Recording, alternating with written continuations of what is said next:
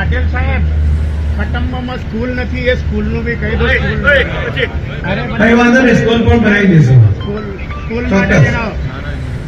School 1 વર્ષથી complain કરું છું મેં.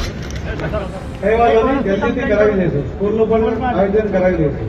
ખટંબામાં બિલકુલ સ્કૂલ નથી, સ્કૂલ વગર બધા પ્રાઇવેટ. એક વાર કહ્યું ને તમને, પછી તમે નો પ્રોબ્લેમ. એવું થોડી ખટંબા.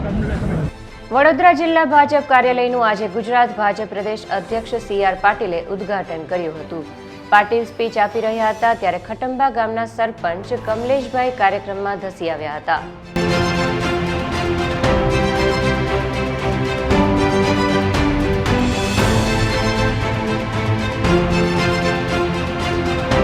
કમલેશભાઈએ ખટંબા ગામમાં સરકારી સ્કૂલ બનાવવા માટે વારંવાર માંગ કરી હતી.